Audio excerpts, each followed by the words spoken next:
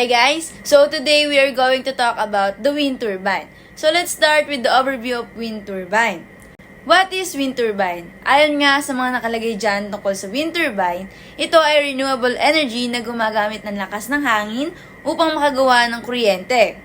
Ang hangin na nagpapagalaw sa mga blades ng turbine at ang paggalaw na ito ay nagpapagana ng isang generator na nagko-convert ng mechanical na enerhiya sa kuryente. Dahil ito ay nakabatay sa likas na yaman ng hangin, hindi nauubos ang enerhiya nito at ito ay isang malinis na alternatibo sa mga tradisyonal na pinagkukunan ng kuryente tulad ng coal o langis. Sunod, ano nga ba ang wind farm? Ito ay isang lugar kung saan maraming wind turbine ang nakatayo at magkakasamang ginagamit upang makagawa ng kuryente mula sa lakas ng hangin. Sunod ay ang mahalagang bahagi ng wind turbine. Ang wind turbine ay may mga bahagi na tulad ng blades na kung saan yun yung kumukuha ng enerhiya mula sa hangin, na kung saan nakasunod naman ay rotor na nagko-convert ng hangin sa mechanical na enerhiya at nasa na naglalaman ng mga mechanical na bahagi tulad ng gearbox at generator. Ang tower ay sumusuporta sa buong sistema at itinaas ito para maabot ang mas malalakas na hangin habang ang gearbox at generator ay tumutulong mag-convert ng mechanical na enerhiya sa kuryente. Ang controller naman ay nagmo-monitor ng performance ng turbine para masiguro na ang efficiency nito ay maganda. Paano nga ba gumagana ang wind turbine? Una, wind blows, humihip ang hangin, ang kinetic energy na hangin ang nagpapagalaw sa mga blades ng wind turbine. Sunod, umiikot yung rotor. Ang blades at hub ay umiikot habang tinatanggap ang lakas ng hangin. Sunod ang mechanical na enerhiya. Ang umiikot na rotor ay nagiging sanhi ng pag-ikot ng shaft na konektado sa generator. At ang huli, electricity generation. Ito na yung pagbuo ng kuryente. Ang generator ay nagko-convert ng mechanical na enerhiya sa kuryente at ito ay pinapadala sa mga power lines para magamit. Sunod, types of wind turbines. Mayroong dalawang uri nito. Una, yung horizontal axis wind turbine or yung HAWT. Ito yung pangkaraniwan nating nakikita. Samantala, yung isa naman is yung vertical axis wind turbine or yung BAWT. Ang horizontal axis wind turbine ay may rotor axis na pahalang at karaniwang nakaharap sa direksyon ng hangin.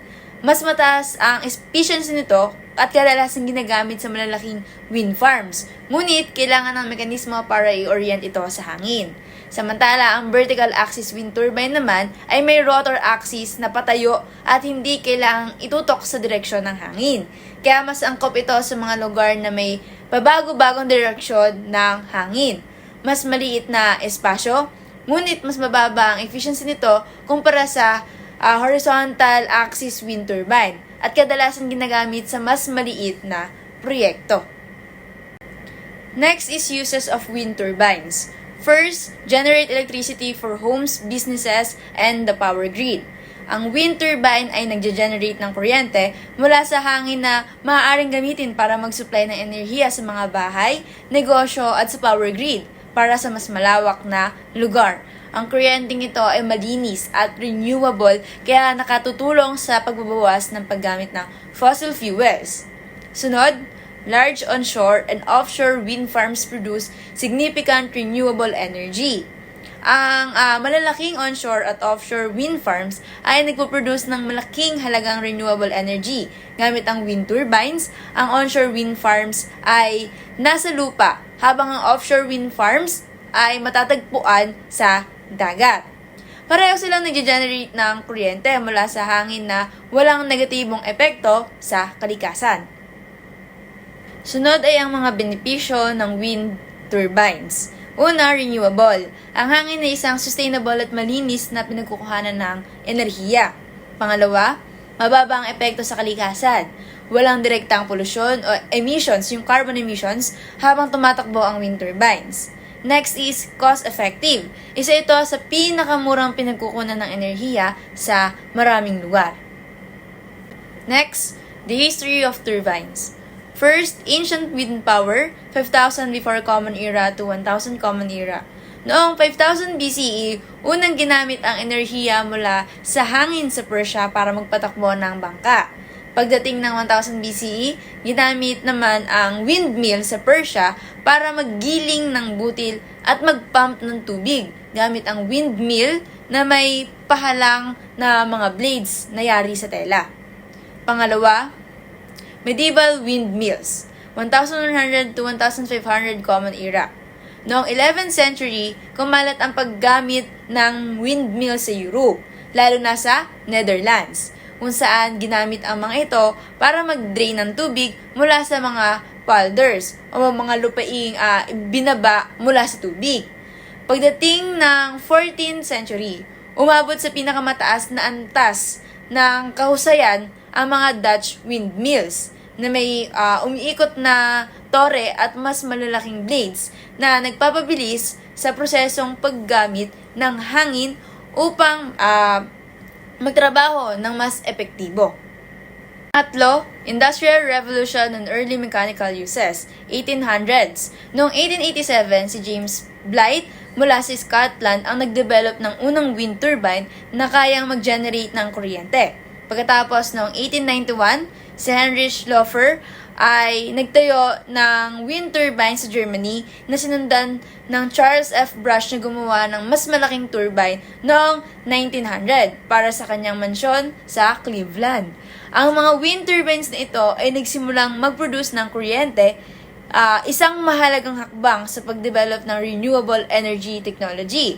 Pang-apat, early 20th century developments, 1900 to 1950s. Noong 1920s to 1930s, ginamit ang mga wind turbines sa mga liblib na lugar sa US para mag-power ng mga kagamitan sa mga bukirin tulad ng mga pump at iba pang makinarya.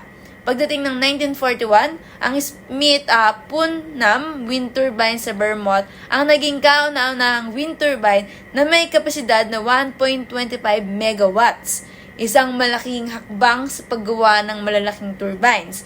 Ngunit, hindi nagtagal ang buhay nito dahil sa mga technical na problema. Ang panghuli, ang modern wind turbine technology, 1970s hanggang sa kasalukuyan. Noong 1970s, nagkaroon ng muling interest sa wind power dahil sa energy crisis, nagdulot ng mga makabagong pag-unlad sa disenyo ng wind turbine sa US at Europa. Sa 1980s, itinayong kauna-unahang commercial na wind farm sa Cleen-Brogel, Belgium noong 1982 at ang malalaking turbines ay sinimulan sa Denmark at US. Noong 1990s, mabilis na lumago ang wind energy kasabay ng malalaki at mas epektibong turbines at mga bansa tulad ng Denmark, Germany at Spain ang nanguna sa pag-deploy ng mga ito. Mula noong 2000 hanggang sa kasalukuyan, naging isa ang wind power sa pinakamabilis na lumago na pinagkukunan ng renewable energy kung saan pinalaki ang mga turbines hanggang 10 to 12 megawatts at pinalawak ang offshore wind farms. This diagram illustrates the key components and their arrangement within a wind turbine, providing a visual understanding of how these components work together to harness wind energy and convert it into electricity. A wind turbine has many parts including blades, a rotor, a gearbox, a generator, a tower, and a nacelle. Each part has a specific function that helps the turbine convert wind energy into electricity. First, we have the anemometer and the wind vane. The wind vane measures wind direction and communicates with the yaw drive to orient the turbine properly with respect to the wind. The anemometer measures wind speed and transmits wind speed data to the controller. Sa paggamit ng enerhiya mula sa hangin, ang wind vane ang tumutukoy sa direksyon ng hangin upang maituro ng tama ang turbine. Samantala, ang anemometer naman ang sumusukat sa bilis ng hangin na ginagamit ng sistema upang ayusin ang paggana nito. Second, we have the yaw system. The yaw drive rotates the nacelle on upwind turbines to keep them facing the wind when wind direction changes. The yaw motors power the yaw drive to make this happen. Downwind turbines don't require a yaw drive because the wind manually blows the rotor away from it. Sa mga upwind turbine, ang yaw drive ang nagpapaikot sa nacelle upang manatiling nakaharap sa direksyon ng hangin kahit pa magbago ang direksyon nito. Ang yaw motors ang nagbibigay ng lakas upang maikot ang nacelle. Next, we have the nacelle. A nacelle is a streamlined container that houses aircraft parts such as engines, fuel, or equipment. The nacelle sits atop the tower and contains the gearbox, low and high speed shafts, generator, and the brake. Some nacelles are larger than a house, and for a 1.5 megawatts geared turbine can weigh more than 4.5 tons. Matatagpuan ito sa tuktok ng tore at dito nakalagak ang mga mahalagang bahagi tulad ng gearbox na nagpapataas ng bilis ng pag-ikot ng mga blades, ang generator na nagko-convert ng enerhiya mula sa pag-ikot ng blades tungo sa kuryente, at ang preno para sa kaligtasan. Ang laki at bigat ng nacelle ay maaaring katulad ng isang maliit na bahay. Then next, we have the blade. The blade is the part that rotates due to the force it catches from the wind. It is connected to the low-speed shaft via the hub. The low-speed shaft is connected to the gearbox and the gearbox to the generator. Once the blade rotates, it causes the rotation of generator, thereby generating electricity. Most wind turbine consist of 3 maximum efficiency. Ang blade ang bahagi ng turbine na umiikot dahil sa pwersa ng hangin. Ito ay konektado sa low-speed shaft sa pamamagitan ng hub. Ang low-speed shaft naman ay konektado sa gearbox at ang gearbox ay konektado sa generator. Kapag umikot ang blade, magdudulot ito ng pag-ikot ng generator at sa gayon ay makakabuo ng kuryente. Karamihan sa mga wind turbine ay may 3 blades para sa pinakamataas na kahusayan sa pagkuha ng enerhiya mula sa hangin. Then, we have the blade design. To produce an amount of power, wind turbine blades generally need to be large and tall. It is shaped to generate the maximum power from the wind at the minimum cost. Improvements in the design has produced new wind turbine which are more compact, quieter, and generates more power from less wind. Its lengths vary at around 50 meters, and the world's largest ever onshore wind turbine blades have been manufactured in China. At 131 meters in length, each foil would dwarf Big Ten or the Statue of Liberty. In designing wind turbine, the longer the better, because it will get more kinetic energy coming from the wind, but on the part of the designer, that is not the only the factor to be considered. Upang makabuo ng sapat na enerhiya, ang mga blades ng wind turbine ay kailangang maging malaki at mataas. Idinisenyo ang mga ito upang makakuha ng pinakamataas na enerhiya mula sa hangin sa pinakamababang gastos. Dahil sa mga pag-unlad sa disenyo, nabuo ang mga bagong wind turbine na mas compact, mas tahimik at nakakabuo ng mga maraming enerhiya kahit sa mas mababang bilis ng hangin. The image shows how wind turbine blades shapes vary along their length, the tip, middle, and root. Thinner airfoils are often used to smaller blades, while thicker ones are better suited for larger blades to handle stronger winds and stresses. Next, we have the blade aerodynamics. Wind turbine blades work by generating 2 aerodynamic forces, the lift and the drag. This is due to the wind and their airfoils. Lift forces is perpendicular to the airflow and is in line with blade rotation, while the drag force is in line with the apparent wind direction, which is in opposition of the blade motion.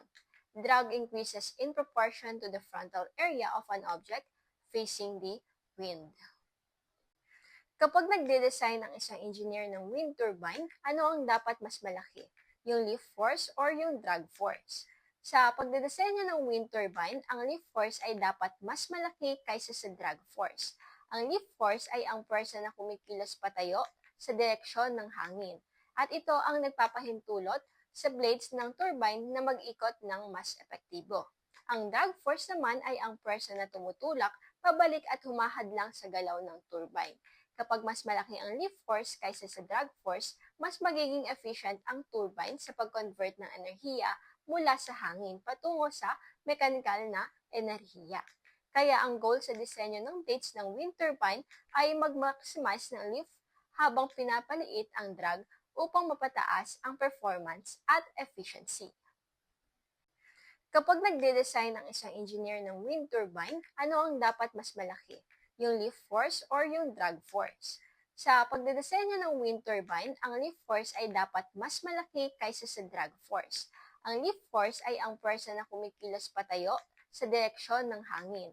At ito ang nagpapahintulot sa blades ng turbine na mag-ikot ng mas epektibo. Ang drag force naman ay ang pwersa na tumutulak pabalik at humahadlang sa galaw ng turbine. Kapag mas malaki ang lift force kaysa sa drag force, mas magiging efficient ang turbine sa pag-convert ng enerhiya mula sa hangin patungo sa mechanical na enerhiya. Kaya ang goal sa disenyo ng blades ng wind turbine ay mag-maximize ng lift habang pinapaliit ang drag upang mapataas ang performance at efficiency. The blade's wind orientation. Here is now the question based on the figure illustrating the optimum angle of attack, as we can see on the presentation. The question is, which part of the blade is the leading edge, trailing edge, and its front and back? Now let's explore. Imagine the wind blowing towards the turbine. The part of the blade that meets the wind first is called the leading edge. For example, this is a wind turbine. This is the tower, this is the blade. This is the leading edge, which is the front of the blade. Yung hangin pupunta yan dito sa una, sa harap ng wind turbine. Na-attack niya yan para umikot ang ating blades. Now, on the opposite side of the blade, we find the trailing edge. The trailing edge is the back. This is the back of the blade. While less prominent, the trailing edge also plays a vital role in how the blade interacts with the wind, with influencing airflow and lift. When we talk about the front and back of the wind turbine blade, it often refers to these edges in relation to the wind direction. Sa madaling salita, ang front ay yung unang inaatake ng hangin, which is the leading edge. And yung back naman, ito yung trailing edge na sinasabi nila. These distinctions are important for understanding how wind turbines harness energy from the wind and how they are designed for optimal performances. Airfoils. Airfoils is the cross-sectional area or the cross-sectional shape of the blades. For example, this is the blade. This is the cross-sectional or the airfoils. Kaya ginagamit itong airfoils ito dahil sa aerodynamics. They are key to blade design. The blade tips of a wind move faster than the wind is moving, thus generating more power and higher efficiencies.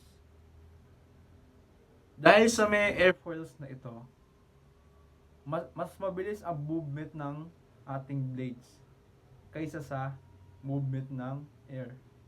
Dahil sa mabilis na pag-ikot ng ating blades, nakapag-produce siya ng mas magandang power and higher efficiencies.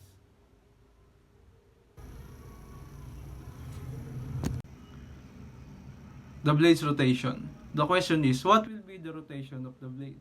Is it pushed to the side that has more curve or pushed to the side that has the less curve?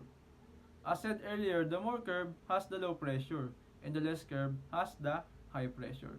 As we can see that the less curve has the more pressure, the less curve part is the downside.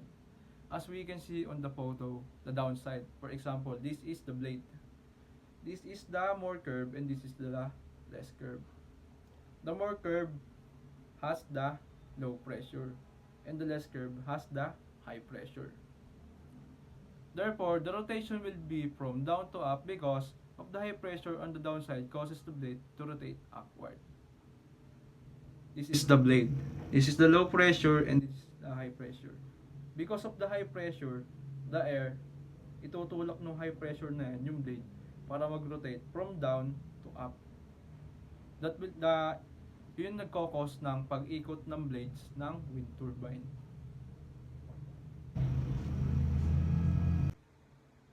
The photo shown the front side and the back side, as well as the leading edge and the trailing edge of that blade. As we can see on the photo, the front side is the front of the blade. The back side is the back, which is the trailing edge, and the front side is the leading edge.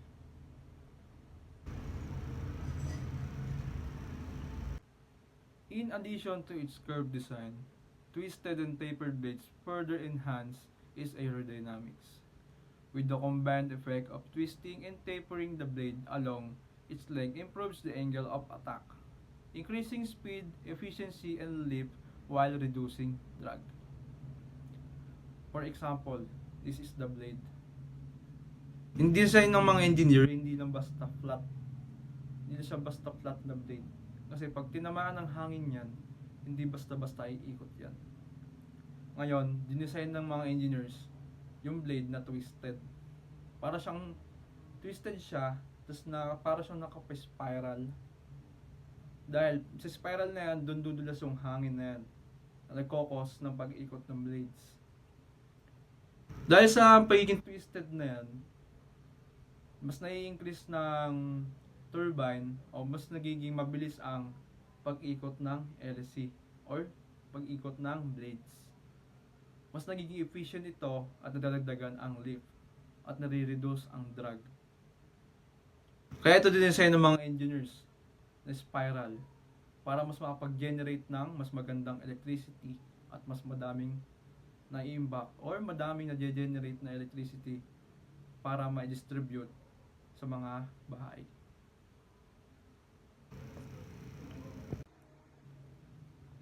Here is now the question. Based on the previous slides, what number of blades is the best design in consideration of all factors in construction and operation of wind turbine? The number of blades for the best design is 3. Because the lesser the number of blades ay mas maganda. Sir, bakit hindi na lang isa kung the lesser ng bilang ng blades ay mas maganda pala? Yan ito yan. Paliwanag ko. If one blade is put on the wind turbine, it will only crash because it is not balanced. For example, ito yung wind turbine natin. Ito yung blade, isa lang siya. Pag tinamaan ng hangin yan, iikot yan. Pero, dahil hindi nga siya balance, pwede siya mag-cause ng vibration lang, hanggang sa masira yung gear sa loob, o hanggang masira yung blade natin. Ngayon naman, if there are 2 blades, it will be balanced, but we cannot rotate it perpendicular to the direction of the wind. Ngayon naman, 2 blades. Tatamaan ng hangin yan. Iikot ngayon yan. Iikot yung blade na yan. Balance siya. Pero, pag nag-iba ng direction yung hangin from here to here, hindi natin siya pwedeng iikot para maging perpendicular siya. Kasi, habang iniikot natin yan, ito na mag-o-occur ang problema. Kaya hindi pa rin advisable sa designing ng wind turbine ang dalawang blade. Ayun naman, 4 blades and more. It will only cause the wind turbine to malfunction. As I say earlier, the lesser the blades ay mas maganda. That is why 3 blades is the best design. Ayun naman, 4 blades. 4 blades and more.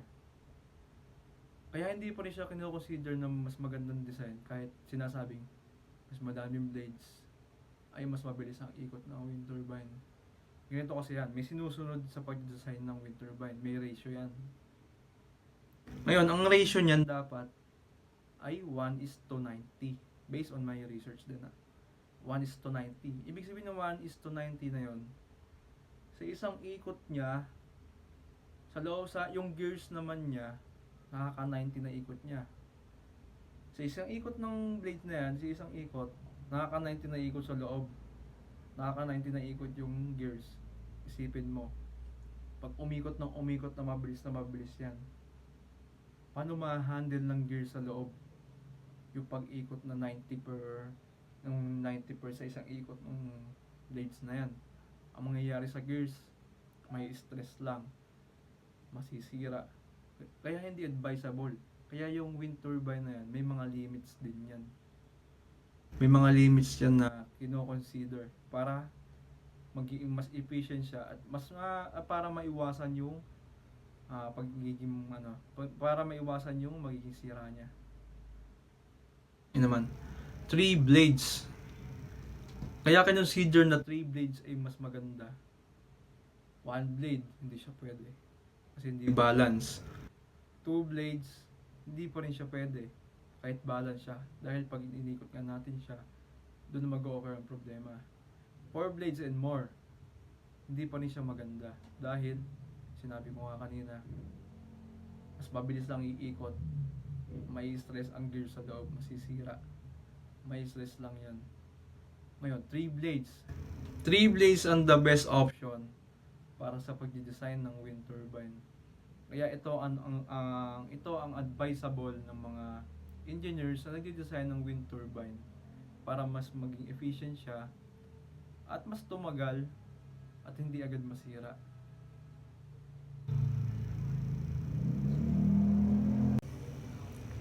We've already known that the rear of the blade is curved more than the front. This varied shape causes a pressure differential when the air moves across the blade, which is what causes the blades to move. Ang sinasabi dito ay mas ma-curve daw yung rear part ng blade. Sabihin nun yung likod. For example, ito ang blade. Naka-curve siya. Ito yung likod. Ito yung harap, palikod. Palikod siyang ganun, pa-curve. Ngayon, pagka dumaan yung air dito, palikod, yun yung nagkakos ng pag-move ng blades dahil sa pagpasok ng air dito sa likod. Because of the obstruction of the blade, air moves at a faster velocity behind the blade than in front of it. Yun yung sinabi kanina, mas mabilis ang velocity ng pagpasok ng hangin sa likod kaysa sa harap. Dahil ang pagpasok ng hangin, pag inatak niya yan, tudulas yung hangin na yan. Pupunta siya dun sa may curve part, which is sa likod. Kaya, pag inatake ng hangin yan, pupunta sa curve, yun nagkakos ng pag-ikot ng ating blades. Engineers must consider speed and drag in designing the blades to ensure the highest level of efficiency. For example, if it's too much drag, pagka masyadong maraming drag ang nagawa or ang kinalabasan ng design ng ating blades, magkakos lang siya ng low power.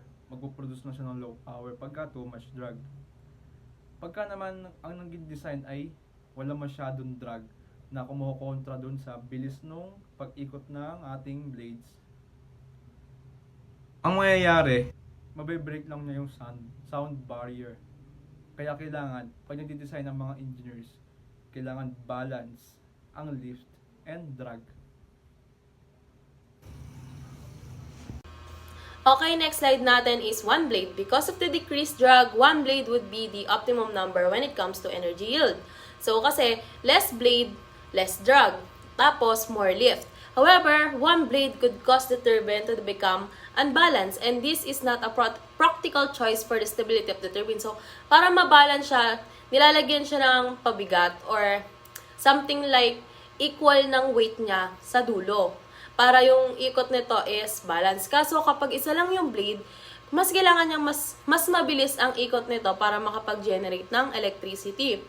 So, dahil doon, nagiging reason siya sa wear and tear, where yung maximum dapat na lifespan ng blade natin is nasa-shorten siya.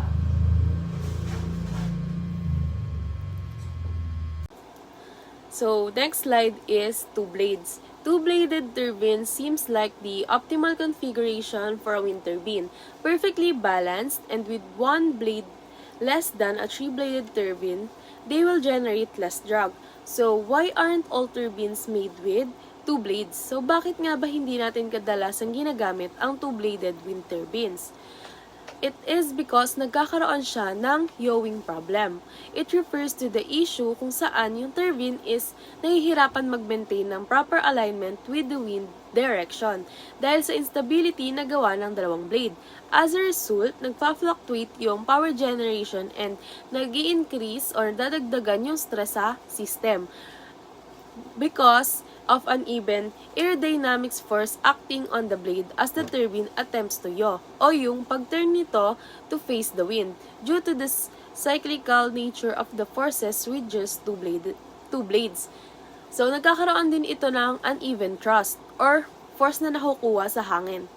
Unlike sa three-bladed turbines na nakaka-experience ng mas consistent na thrust, since balance siya, thrust or force sa buong pag-ikot ng wind turbine. A two-bladed turbine experience significant variation in force as the blade pass through the wind, leading to greater yaw instability. Yung nabanggit ko nga kanina.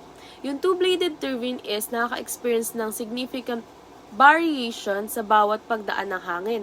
Nagkakos ito ng unstable na pag-turn ng wind turbine para humarap sa direction ng hangin.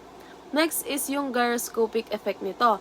May tendency din na umalog-alog yung wind turbine because of its yawing problem. And it is unstable due to uneven force na maaaring dahilan is yung blade natin is pag vertical siya, since nasa ibaba yung isang blade, nahaharangan siya ng power. So, nagkakaroon siya ng problem sa hangin.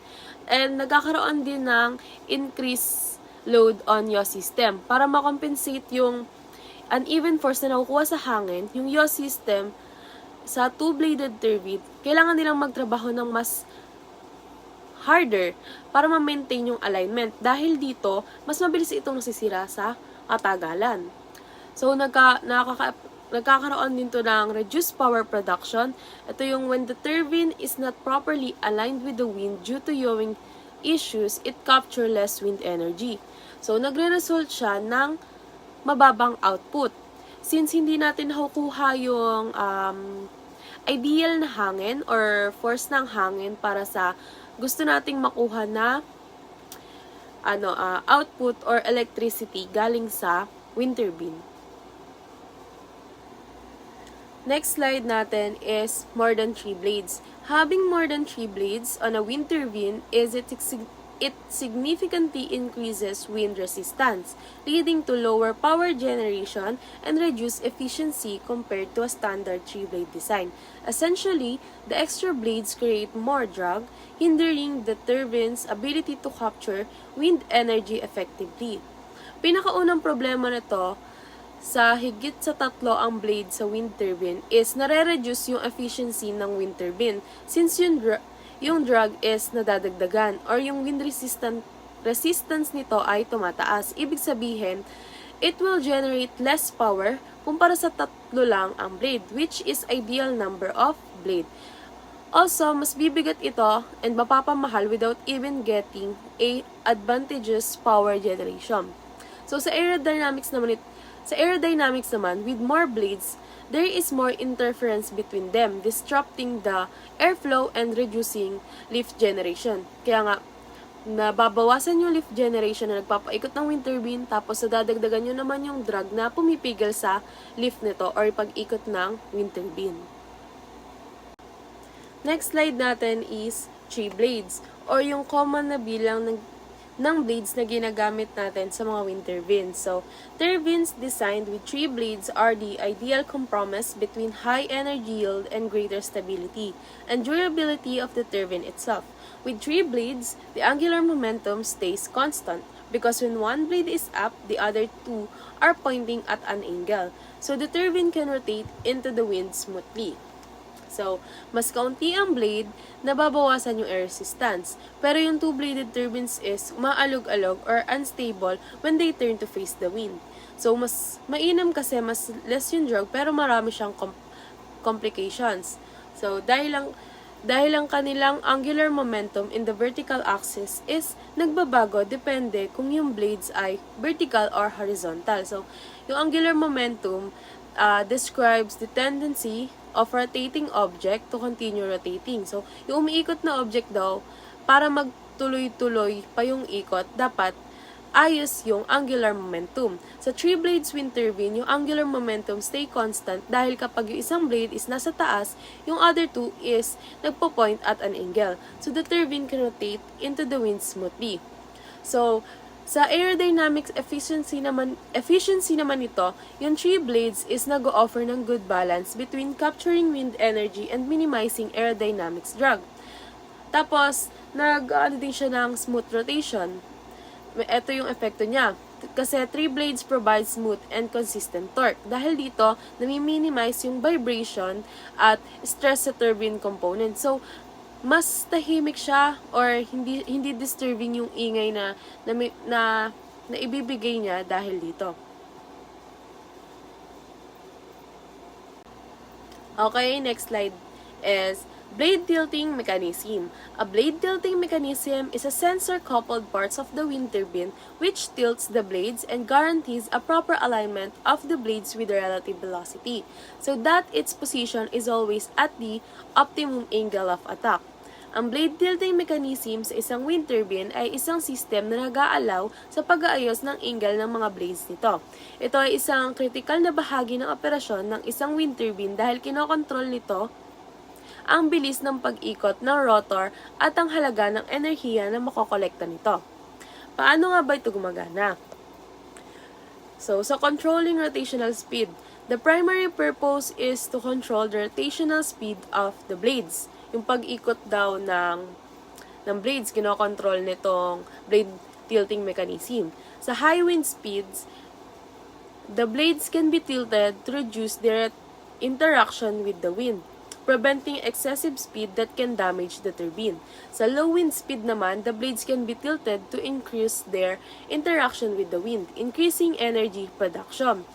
So, sa high wind speed, pwede nitong bagalan yung ikot ng blade natin para hindi ma-damage or masobrahan ng kinukuhang energy. Kapag ka naman mahina yung hangin, ang gagawin naman nitong blade tilting mechanism is papabilisin yung rotor para makuha natin yung kailangan nating electricity or energy na kino-convert natin into electricity. So, nagpe-prevent din ito ng damage sa ating wind turbine.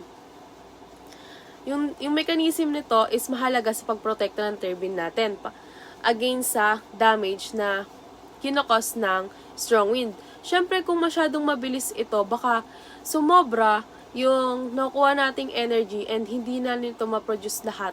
Hindi na ma-convert to electricity. Kapag ka naman sobrang bagal, kukulangin naman yung supply ng electricity. So, ito yung nag-control and nagpa-protect ng ating wind turbine.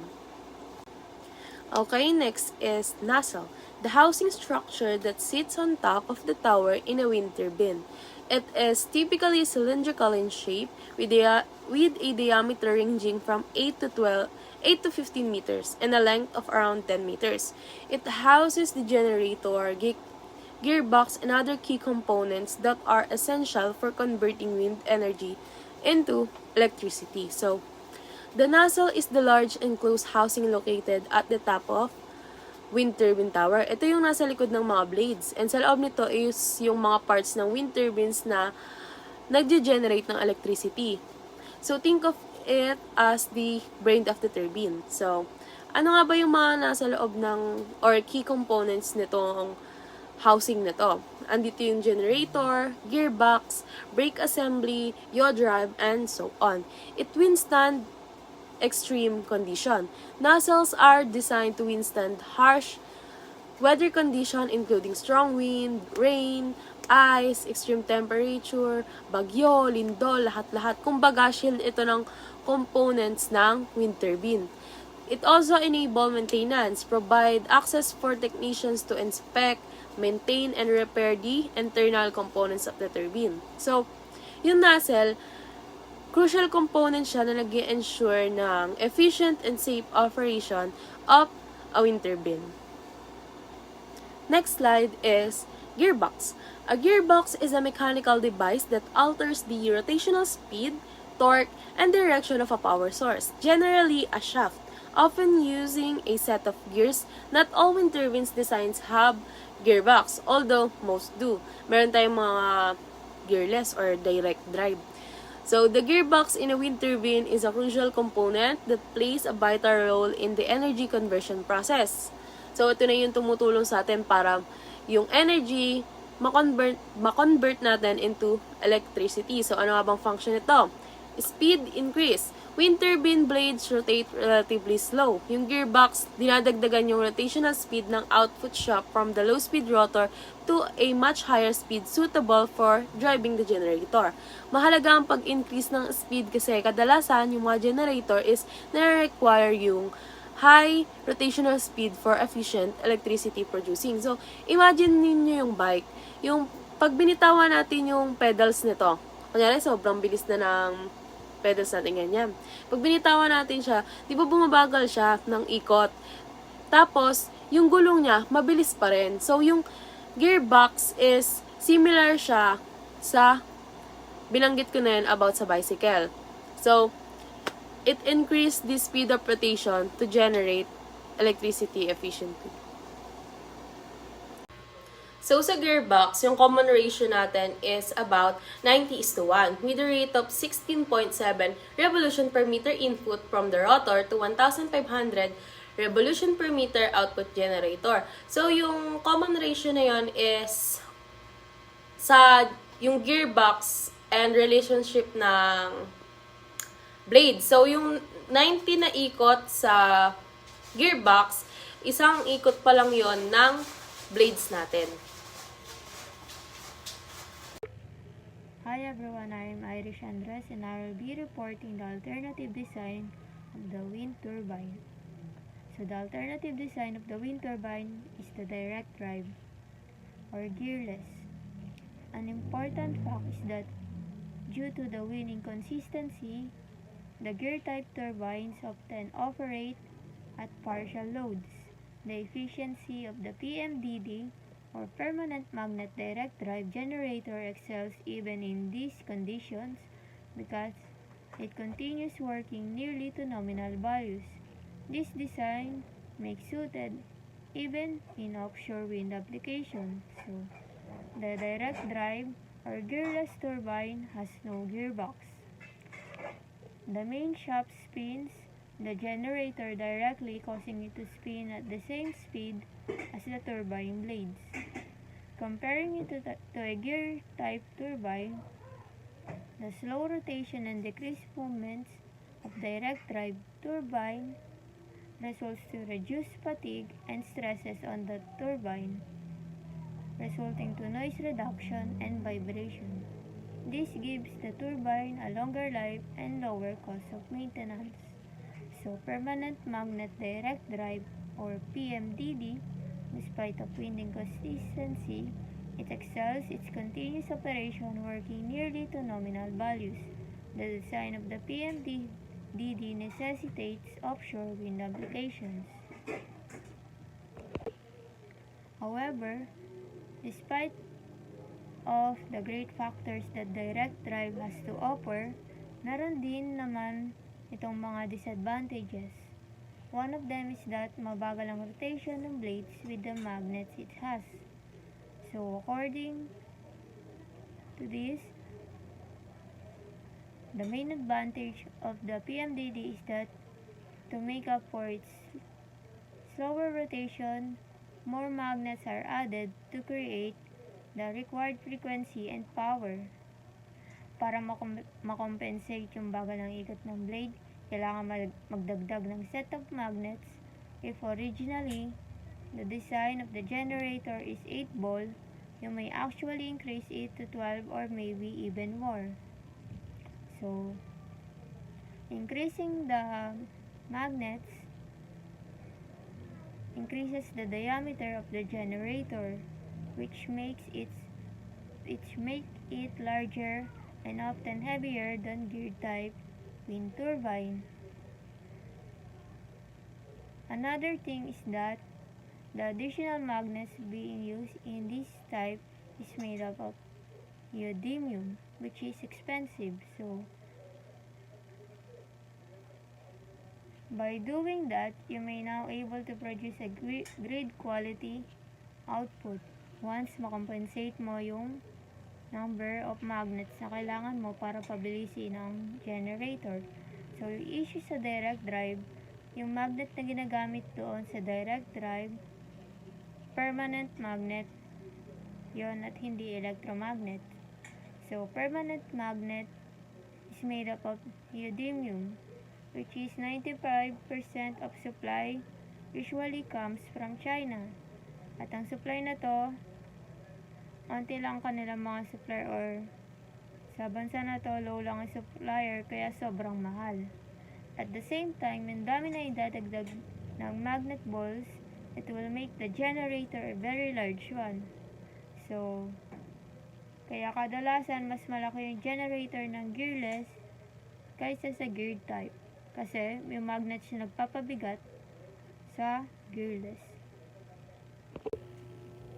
The cost and weight of the direct drive turbines have prevented it from presenting major competition to the gearbox turbines until recently. Since gearless turbine is expensive by its leading components, however, there are some experts that claims that direct drive technology will eventually become the dominant one. Since the gearbox wind turbine is almost at its maximum efficiency point, while the PMDD generators have more possibilities for improvement. So, despite nga ng kamahalan nito ay maaari pa rin mag-improve ang gearless turbine since nasa peak naman na yung gearbox turbine. So, mayroon pa rin talaga improvements para sa kanya in the near future. Now, let's proceed with the parts and functions of the wind turbine. First, we have the brake. So, brake is the brake system in a wind turbine, which is a protective device coupled with sensors which automatically stops the rotation of the blades whenever it detects activities that could harm the system during operation. So, what does trigger the brake system?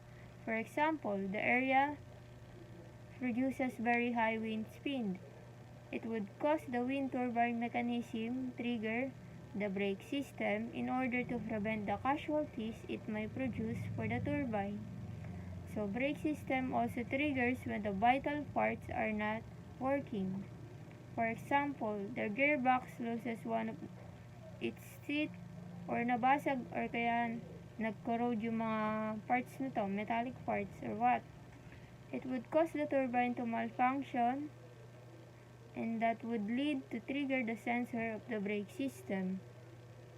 So, some instances like power line maintenance may also trigger the brake system. So, yaw system. Yaw system is a sensor equipped with mechanisms consisting primarily of yaw motor, yaw drives, and others. Its function is to automatically rotate the nacelle on top of the tower so that its sets of blades is facing the wind directly at all times. So the yaw system detects its proper direction through the electronic information being fed by the wind vane located at the back. So it ensures that the wind turbine is producing the maximum amount of electric energy that it can produce. The tower. So the tower is designed like a cone. As wind velocity increases at higher altitude, it produces greater electricity. This means that the taller the tower is, the greater electricity it can produce. So, majority of the wind turbine are supported by conical tubular steel towers with a height of usually 75 to 110 meters, which is 250 to 370 feet. The height of the tower depends on the diameter of the blades. So, as of 2022, the tallest wind turbine tower is about 280 meters, still on completion. be installed at a test center in Western Juliana, Denmark. But in our times, the tallest tower to be recorded is located at Lusatia region of Brandenburg, Germany, having a height of 354 meters high. The tower's height will allow it to harvest stronger and more constant winds, which will increase the amount of electricity it produces by 40%. Since we know the tower, let's proceed with the tower and blade diameter ratio. So, as seen in the picture, at year 2000, the average hub height in meters of a tower is around about 58 meters with the average rotor diameter of 48 meters. At year 2005, the average hub height of a tower is 75 meters with the average rotor diameter of 65 meters. At year 2010, the average hub height of a tower is 80 meters with an average rotor diameter of 84 meters. By the year of 2015, the average hub height increases to 82 meters with an average rotor diameter of 102 meters. At the year 2018, the tower's average hub height increased to 88 meters with an average rotor diameter of 116 meters. So, what's the tower and blade diameter ratio now of the wind turbine? So, in present times, according to current trends, the average hub height of a wind turbine is expected to be around 130 meters and the average rotor diameter is anticipated to be around 170 meters. So, the timeline of ratio signifies the continued increase in size compared to the current turbines, with larger capacities and greater energy production potential. So, what's the ideal location of a wind turbine? So, given by its size and qualities, the best places for wind farms are in coastal areas. That is because they are said often to experience a strong and consistent winds due to the interaction between the land and sea breezes. An ideal location for generating electricity from wind power in an open land.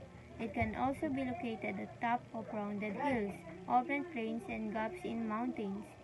Places where the wind is strong and reliable for electricity production from wind power. Some may also be located offshore. So offshore wind farms generate electricity from wind blowing across the sea. However, building wind turbines offshore significantly gives higher cost of construction, installation, and maintenance due to the remote location at sea. It requires specialized equipment and vessels to access them, making the service more complex and expensive. Additionally, offshore turbines can be more susceptible to harsh weather conditions like storms and large waves, potentially impacting the lifespan and reliability of the turbine. When it comes to installing a wind turbine, there should be an average wind speed of around 25 kilometers per hour in the desired location in order to produce electricity. Advantages. Una, hindi nangangailangan ng gasolina ang mga wind farm. Hindi tulad ng mga planta na gumagamit ng fossil fuels. Ang mga wind farm ay hindi umaasa sa anumang uri ng gasolina, kaya nababawasan ang gastos sa operasyon. Pangalawa, walang basurang nalilikha o greenhouse gases. Ang wind turbine ay eco-friendly. Wala itong nililikha na basura o mga greenhouse gas na nagdudulot ng polusyon sa hangin at nag-aambag sa climate change. Pangatlo, maaaring magamit ang lupa para sa iba pang layunin. Ang lupain sa ilalim ng mga wind turbine ay kadalasang ginagamit pa rin para sa agrikultura, tulad ng pagtatanim o pagpapastol ng mga hayop, kaya hindi nasasayang ang espasyo. Pang-apat, angkop sa mga liblib na lugar. Ang mga wind turbine ay epektibo sa pagbibigay ng enerhiya sa mga lugar na malayo sa grid ng kuryente. Sa ganitong paraan, mas maraming komunidad ang nabibigyan ng access sa electricity. Next is disadvantages. Una, hindi tiyak ang hangin. Ang hangin ay pabago-bago, maaaring malakas sa isang oras, ngunit mahina naman sa susunod. Nagbabago rin ang bilis nito depende sa araw at panahon, kaya hindi palaging pare-pareho ang dami ng energy na nalilikha. Pangalawa is mahal ang lupain sa angkop na lugar. Karaniwan, ang mga lugar na angkop para sa wind farm ay nasa baybayin o malapit dito. Ang ganitong mga lugar ay kadalasang mahal ang halaga ng lupa, kaya nagiging mataas ang gasto sa pagtatayo ng mga wind farm. Pangatlo is maaaring makaapekto sa signal ng telebisyon. Ang mga wind turbine ay maaaring magdulot ng interference reception ng telebisyon ng mga lugar na nasa malapit. Ito ay maaaring maging sagabal sa mga residente malapit sa mga wind farm. Susunod naman ay yung mga largest wind farm. Una is yung Gansu Wind Farm na may capacity na 7,965 megawatts at doon natin siya matatagpuan sa China. Pangalawa is yung Alta Wind Energy Center. Meron siyang 1,548 megawatts at makikita naman natin siya sa may California, USA. And then yung pangatlo ay yung Mupandal Wind Farm. Meron naman siyang capacity na 1,500 megawatts. At makikita naman natin siya sa may India. Pang-apat yung Hornsea Project 1. Meron siyang capacity na 1,218 megawatts. At matatagpuan natin siya sa may United Kingdom or UK. Panglima is yung Markbygden Wind Farm na meron siyang capacity na 1,120 megawatts. At makikita natin siya sa Sweden. Last yung Jaisalmer Wind Park. Meron naman siyang 1,064 megawatts. Yun yung capacity niya. At makikita naman natin siya sa may India. Next is Gansu Wind Farm. Ang Gansu Wind Farm Project ay isang malaking grupo ng wind farms na kasalukuyang itinatayo sa kanlurang bahagi ng Gansu Province of China. Noong 2008, sinimulan ang konstruksyon ng isang 750 kV AC power line na magdadala ng kuryente mula sa wind farm patungo sa iba't ibang lugar. Pagsapit naman ng August 2009, sinimulan ang actual na pagtatayo ng mga wind farms. At noong November 2010, inihayag ng mga opisyal ang pagkumpleto ng unang yugto ng proyekto. Mahigit 3,500 wind turbines ang na-install na may kabuuang kapasidad na 5,160 megawatts. Ang kabuuang gastos ng proyekto ay tinatayang nasa 120 bilyong Chinese yuan o katumbas ng 17.5 billion. Mahigit 20 developers ang nagtutulungan upang maitayo ang wind farm na ito. Ang proyektong ito ay isa sa pinakamalaking wind power project sa mundo na naglalayong mapalakas ang paggamit ng renewable energy at mabawasan ang pagdepende ng China sa fossil fuels. Next is Burgos Wind Farm. Ang Burgos Wind Farm ay ang pinakamalaking proyekto ng wind power sa Timog Silangang Asya. Matatagpuan ito sa Burgos, Ilocos Norte sa Pilipinas. At may kabuuang kapasidad na 150 megawatts. Natapos naman ang konstruksyon noong 2015 sa halagang 450 million US dollar. Saklaw nito ang isang 600 hektaryang lugar. Binubuo ito ng wind turbines, bawat isa ay may kapasidad na 3 megawatts. Ang mga wind turbine ay nagbibigay ng kuryente sa Luzon grid. At ang bawat turbine ay nakatayo sa tubular steel tower na may taas na 75 meters or yun yung half height. Ang rotor diameter naman ng bawat turbine ay 90 meter na nagpapataas ng efficiency sa pagkuha ng energy mula sa hangin. Ang proyektong ito ay isang mahalagang hakbang ng Pilipinas tungo sa paggamit ng renewable energy at pagsuporta sa mas malinis na produksyon ng kuryente para sa bansa. Makikita natin sa slide na to yung grid operation. Di ba una, hihipan siya ng hangin and then iikot. Iikot yung gearbox. iikot yung generator. And then, yung generator naman is kukonekta sa transformer. And the purpose of the transformer is to step up the input voltage coming from the generator. And then, step up in order to eliminate further losses due to very long transmission line. And then, konektado sa substation. Konekta sa grid, papunta naman sa mga bahay-bahay due to series of power utilities. And the last one is the future of wind turbine technology.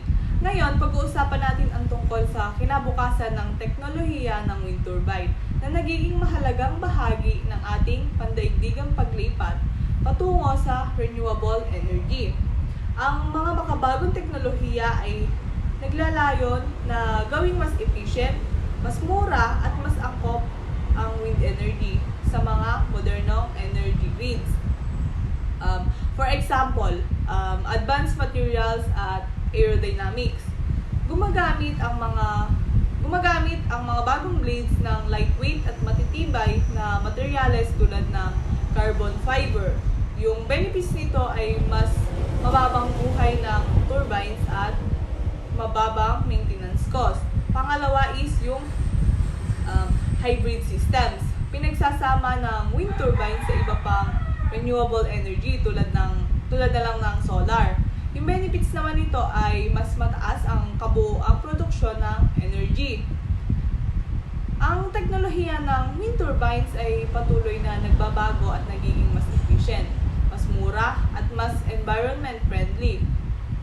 Sa mga makabagong innovation tulad ng floating turbines, AI integration at recyclable designs, ang wind energy ay tiyak na magiging isa sa pinakapangunahing mapagkukunan ng malinis na energy sa hinaharap.